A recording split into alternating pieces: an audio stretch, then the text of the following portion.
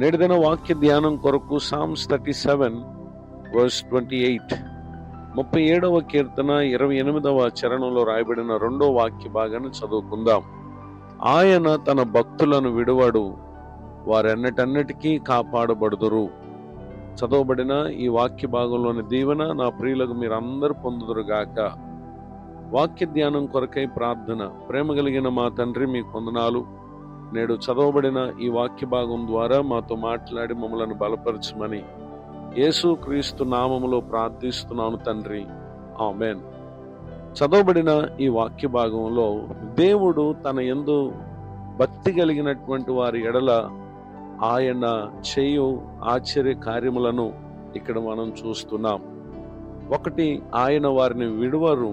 రెండవదిగా ఆయన వారిని కాపాడేటటువంటి దేవుడుగా ఉన్నారు. నిజమే, భక్తి కలిగినటువంటి వారు ఏ విషయాన్ని గురించి కృంగిపోనక్కర్లేదు, ఆధారపడనక్కర్లేదు.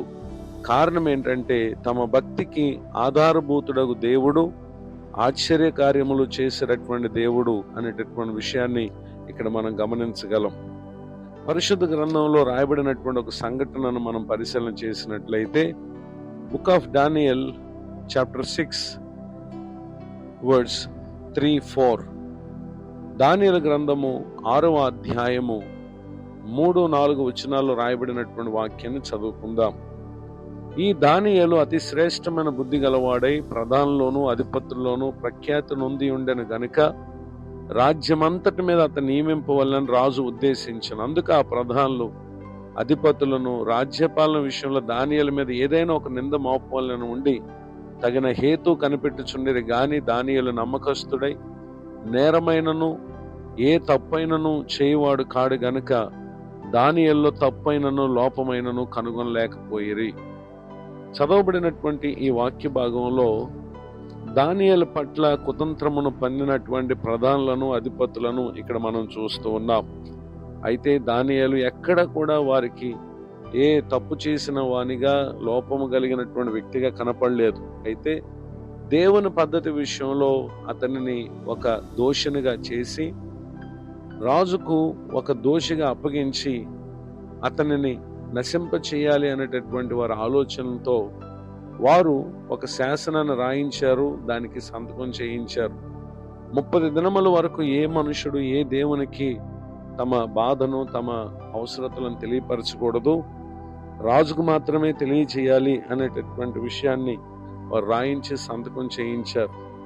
అయితే ఎవరైతే రాజు సంతకం చేసినటువంటి ఆ శాసనాన్ని అతిక్రమిస్తారో వారు సింహముల గుహలో వేయబడతారు అనేటటువంటి శిక్షను కూడా ఖరారు చేశారు. అయితే దానియేలు వారు తలచిన రీతిగా పట్టబడ్డారు, రాజు ఎదుగు తీసుకుని రాబడ్డారు. అయితే రాజు దానియేలు విషయమై అతడు చాలా బాధపడి ఏదో ఒక రీతిగా విడిపించాలి అనేటటువంటి ప్రయత్నం అతడు చేశాడు. కానీ తాను చేసినటువంటి సంతకమును బట్టి అధిపతులు, ప్రధానులు అతనితో మాట్లాడినటువంటి విధమును బట్టి రాజు దానియేలుతో చెప్పినటువంటి మాట ఏంటంటే, నీవు అనుదినము తప్పక సేవించుచున్న నీ దేవుడే నేను రక్షించునని దానియేలుతో చెప్తున్న మనం గమనించగలం. నిజమే, రాజుకు దానియేలు అనుదినము దేవుని సేవించేటటువంటి వ్యక్తి అనేటటువంటి విషయాన్ని తెలిసి ఈ మాటను అతడు పలుకుటను గమనించగలం. దానియేలు సింహముల గుహలో వేశారు. అయితే సింహములు అతనికి ఏ హాని కలుగు చేయలేదు. ఇంకను చీకటి ఉండగానే ఈ రాజు గుహ దగ్గరికి వచ్చి దుఃఖ స్వరముతో అతడు ఆ రాత్రంతా నిద్ర పట్టక అతనిని పిలుస్తూ ఉన్నాడు. జీవము కలిగిన దేవుని సేవకుడైన దానియేలు, నిత్యమును నువ్వు సేవించుచున్న నీ దేవుడు నేను రక్షింపగలిగినా అతను అడిగినప్పుడు దానియేలు ఆ చోటు నుండి అతనితో మాట్లాడుతూ సమాధానం ఇస్తున్నాడు. నేను ఆ దేవుని దృష్టికి నిర్దోషినిగా కనబడుతున్న గనుక ఆయన తన దూత నంపించి సింహములు నాకు ఏ హాని చేయకుండా వాటి నోళ్ళు మూయించను అని చెప్పి అతడు మాట్లాడటం గమనించగలం. ఆ క్రింద వచనంలో రాజు అంటున్నాడు దానియేలు గురించి, అతడు తన దేవుని యందు భక్తి గలవాడైనందున అతనికి ఏ హాని కలుగలేదు అనేటటువంటి విషయాన్ని ఇక్కడ పలుకుటను మనం గమనించగలం. అంత మాత్రమే కాక 27వ వచనం verse 27, ఆయన విడిపించువాడును రక్షించువాడునై ఉండి పరమందును భూమి మీదను సూచక్రియలను ఆశ్చర్య కార్యములను చేయువాడు ఆయనే సింహముల నోట నుండి దానియేలు రక్షించను అని అతడు రాయించటను కూడా ఇక్కడ మనం గమనించగలం.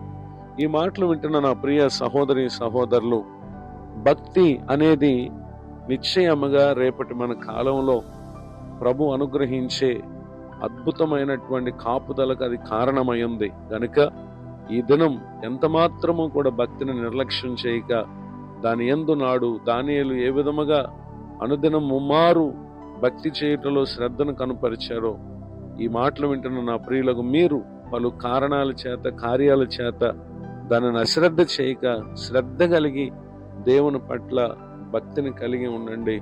నిశ్చయముగా రాబోతున్నటువంటి గడియల్లో ఏ విధమైనటువంటి అపాయము, ప్రమాదము, శోధన పొంచి ఉన్న భక్తి కలిగినటువంటి వారిని కాపాడే దేవుడు ఈ దీవెనకు ప్రతి ఒక్కరిని కూడా పాత్రలుగా చేయగలరు. ఈ మాటలు విన్న నా ప్రియులకు మీరును మీ ముందున్నటువంటి జీవిత కాలంలో ఆయన అనుగ్రహించి మేలులు పొందుటకు పరిశుద్ధాత్మ దేవుడు సహాయం చేయనుగాక. ఆమేన్. ప్రార్థన. ప్రేమ కలిగిన మా తండ్రి, మీకు వందనాలు.